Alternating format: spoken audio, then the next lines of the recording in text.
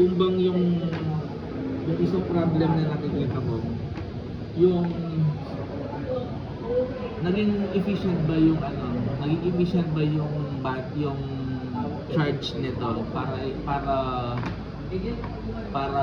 tawag dito, Makapag-store para siya. makapag siya,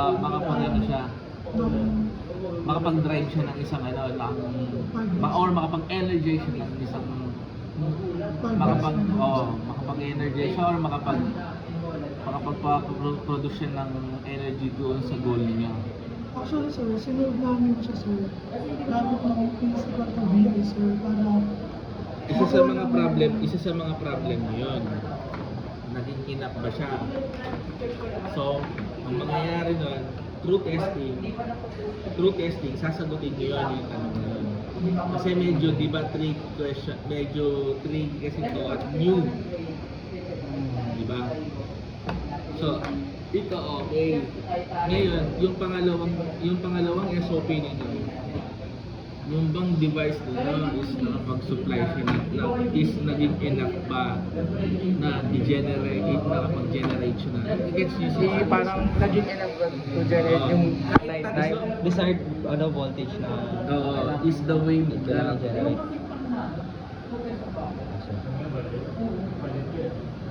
Pwede rin. Is the wave characteristics, yung wave behavior mo Yes, sir. ng location nito. So, bali ang ano namin, sir. Wala siyang question mark. Nasa dulo.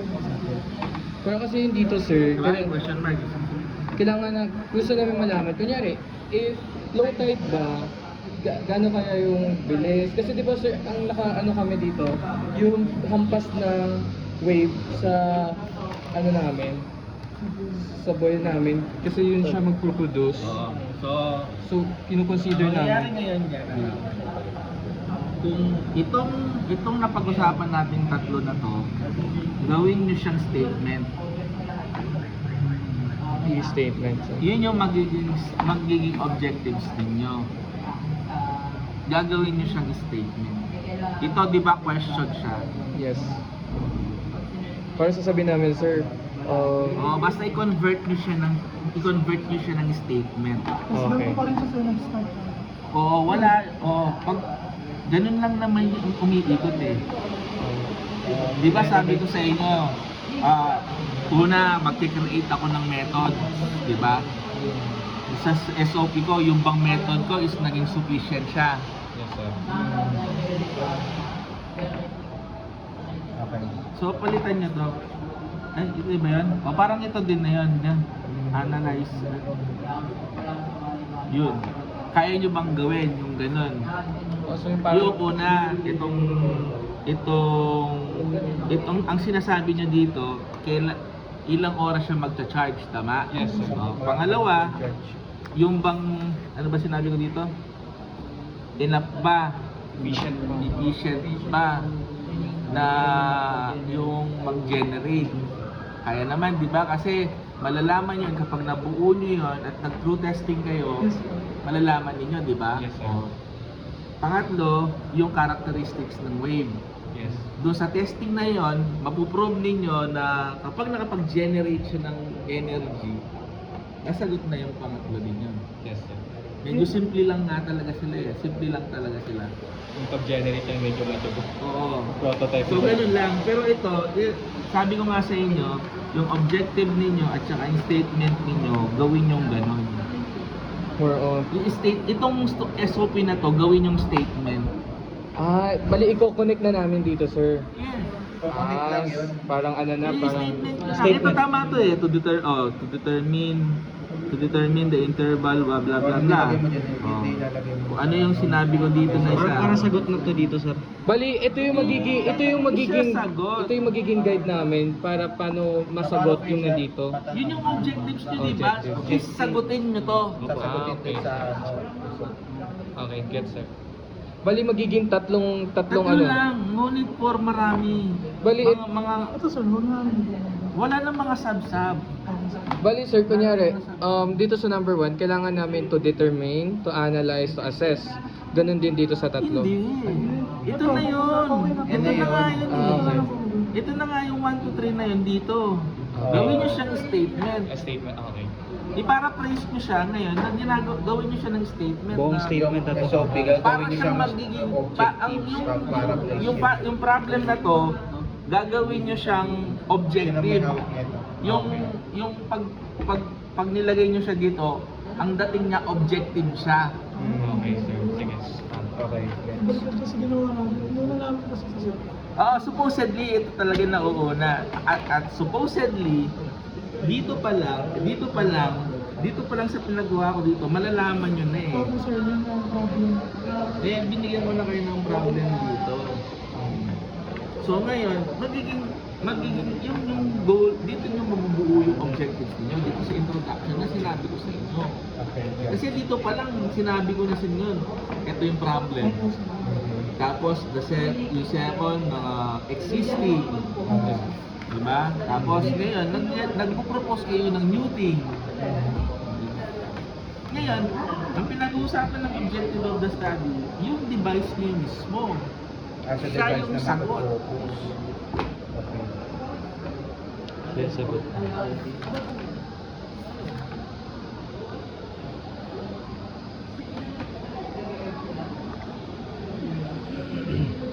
Performance evaluation, data analysis, sige. Commercial, only one? Sabagay, yun yung linagay niyo. Yun lang yung load namin. Ano to? Itong characteristics na to. Yung susukatin Wave nyo, characteristics, ganyan, sir. ganyan. So parang meron lang tayong commercial na wave na ganito as per applications. Yes, sir. Bali, sir, magkano kami niyan, di ba, kung sa designing kasi, sir, bali, titignan muna namin yung mismong design namin ng prototype. If pag nagkaroon ng wave, kung gumagalaw talaga siya yung aanuhin, bago namin ilalagay yung prototype sa loob kasi kailangan namin As soon as possible, ang mas magandang gawin talaga, lulutang talaga dapat siya. Yun nga. Yes, sir. Kasi May stable. yung binago namin design namin, sir. Basta lumutang siya. Yes, sir. Kasi kapag lububog yan, wala. Or else, magbabago kayo ng design. Meron kayong structure, parang gagawin na structure. Para lang lumuon na siya. Ngayon, what if, sasabihin nila, what if, paano naman yung high tide and low tide? Dapat meron kayong, Yes, sir. Ano nga, sir? hindi siya dapat na, Dapat pwede siya on light, high tide and low tide, sir. Pwede po. so pwede siyang pang high tide Yes, and low po. tide. Pwede mo pang-highlight ba din? Kaya po napalitan din namin yung...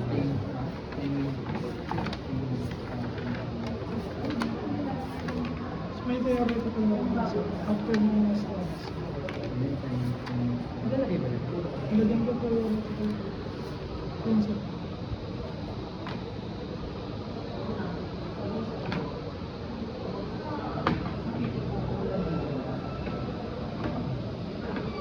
Malinaw ba? Malinaw ba? Yung print? Hindi pa palitan ng kulay. Ito sir yung anong process niya sir. Oo, Ito yung pinaka-specific. Ito yung sa input mo. Ito sa process output. Anong bulan? Anong bulan? So, ibili mo nga ako lemon. Sige sir. Lahat na to sir? Okay. Ayan yung office niya. Parang hindi ganito to. Okay.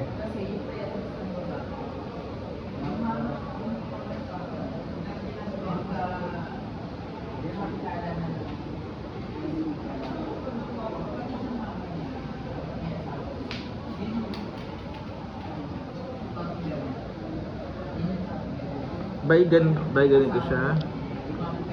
Wave floated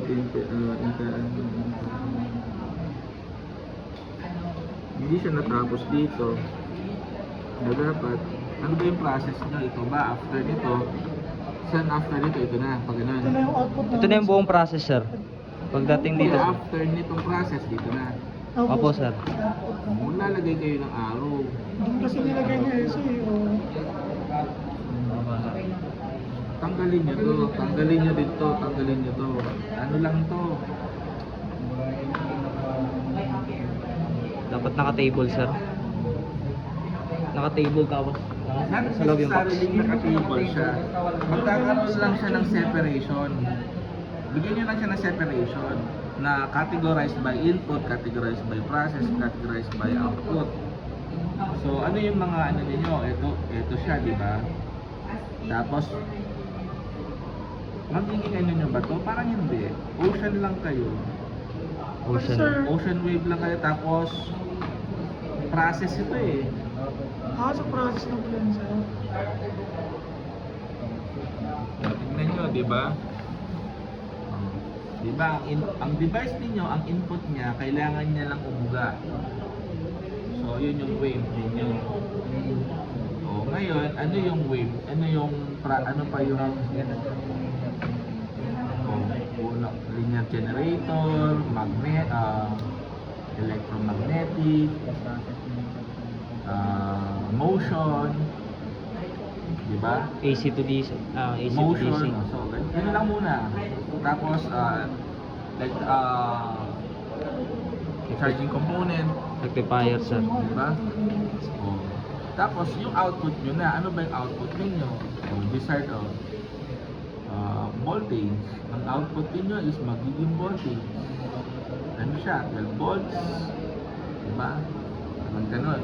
Alam niyo ba yun? Saan ang bumili? Saan kung pinabibili ng lemon? Baka dun sa labas yun, sir. So, ganun siya, anak. Yung sa apo pa, sir, Measured battery, hindi ito. Process pa din nata ito eh. Voltage, ito yan. Yan. Effect by the, ability to produce 5 watts. Oh, ito. Pababa na. Ito na yan. So, ito yung input ninyo, ito yung process ninyo. Pwede ba namin, sir, sa alam sa apo yung ano, ang ability niya rin na ma-charge yung battery sa respective time na gusto namin nila, sir. Process din Tapos nata. na lang. Sa inyo lang. Pupunta sa So, loob niya. may iba kayo, may iba pa. Kung gusto nyo magkaroon pa ng ano, Sa battery. sa battery, ayan. Desired output. Desired output ng battery. Ayan o, masabi mo? Yung mag-charge siya, sir. Yung charge. Yung process ng ano niya, charging light. Ano ba yung process dito? Charging... Sa electrical component, sir, nagkakaroon. Charging component. Diba? Tapos, ito, yun yung sinasabi mo ba na malalaman mo ba na may charge siya, gano'n? Opo, sir, may ilalagay kami sa indicator ng full charge na Yung yun. parang ilaw lang, sir, 75. Monitoring siya, process pa din. Ay, hindi. Tama. Output siya eh, kasi indicator siya eh. Kasi kapag output, yung indicator as an output din kasi meron siyang output na pinapalabas na. So I think yung indicator na sinasabi mo or monitoring, ilagay nyo siya sa Sa output. Yes, sir.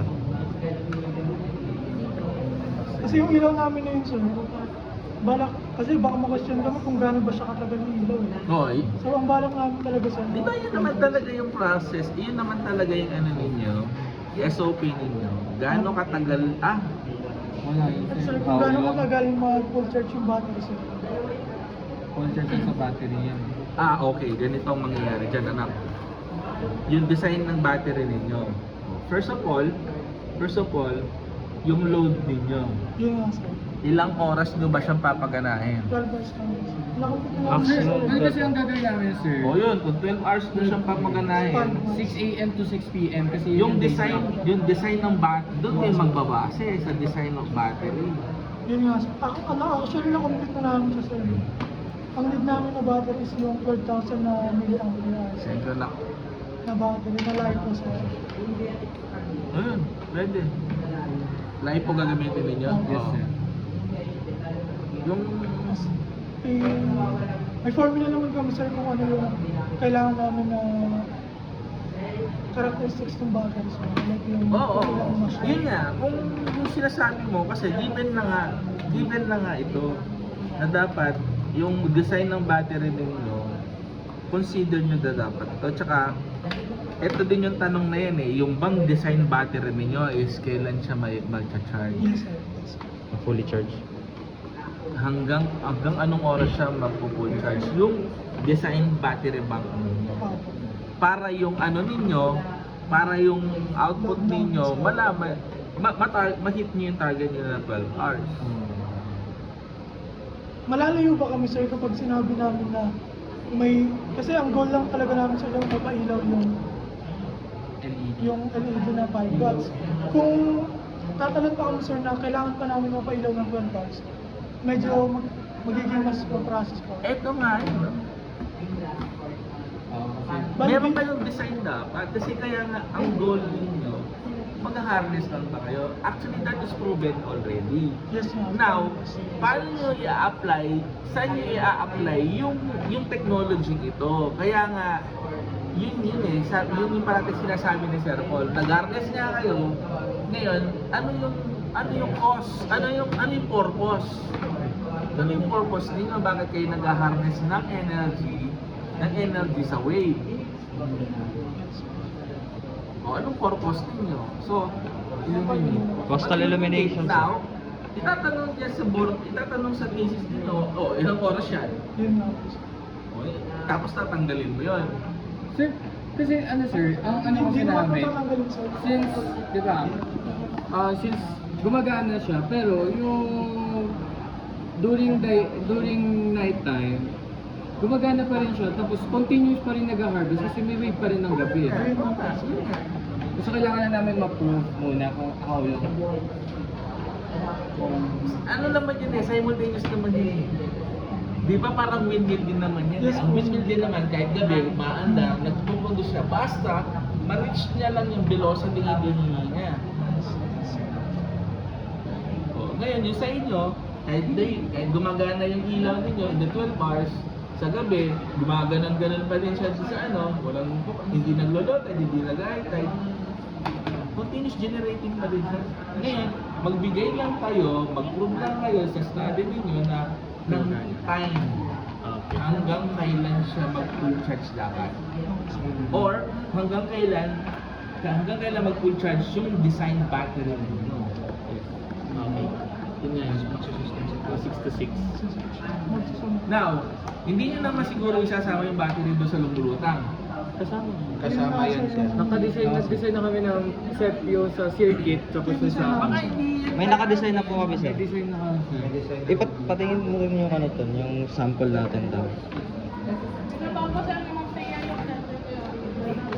May load ka to? Sir, yung design namin. Sino may load ka? Parang ganito po kasi, sir. Dito yung linear namin, sir. tignan nyo muna yun. Actually, sir, may video ano po kami, sir. Hindi, oo nga. Pero yung Meron siya open the material itself, Yes po, bali ano po kasi to? Yung plano namin, acrylic, sir. Acrylic board. Or fiberglass. Ano yung magandang ano dyan, sir? Na material dyan, sir? Medyo Na, hindi mahal. cheap lang yun, sir. Hindi kasi hindi lang tayo alam mo, may sumasabi lang naman. At lang din kayo, kung matutuloy yung kayo. Yung peri ka na saan po kaya isisingit? Ay, oo nga po pala, sir. Si Sir Bosa po nag-fix na ito para swak po sa line. Wala namang problema ngayon. Pag nasa pag-uusap na natin. Sige, sir, thank you po. Ang tawag dito. Tignan mo yung ano, video. Tignan mo yung video. Nasa GC natin. May load ka? Kaya natin ito, wait lang. Sino may load? Ano yung flaws? Hindi, isip ko yung flaws na nangyari. Ito, patingin mo nga yung video. Which is yung ganyan na eh. Anong flaws? Kasi ang problem ni JR, mabigat siya kayo. Mabigat yung kanya. Pumasok kayo sa mechanical, di ba? Nakita nyo, may flaws kasi yun eh, mabigat kasi siya. Ito po kasi yung ano, sir, yung enclosure po na gagamitin ng materials namin is Kasi kung isasama nyo pati battery dyan, lulubog yan. Hindi naman din maliit lang naman yung battery, sir. Yun lang ampere hour yan. Mga nasa 12,000 milliamp. Alaki yun. 12,000. Mga ano siya sir, 2 cell lang siya sir. Malaki yun. 2 cell, may nakita ko 12 siya 2 volts? cell lang. 3 point something sir. 3.7 volts. 3.7 volts. 12,000 milliamp. 2 cell lang sir. Yung ano. Yung baterya ba ng motor? Malaki na sir. Malaki na yun, sir. Malaki na yan, sir. Bakit naman hindi umabot yung ano ninyo, yung battery ninyo? At saka gaano ba kalinaw yung ano ninyo, yung ilaw ninyo? 5 volts lang ang gagamitin Pagwas namin. lang, okay, sige. Basta lang kasi di namin nakin kasi May load gusto ka pa? lang naman namin ma-pressure na Ay, yung malagyan na lang ng bull yan, parang bull siya na.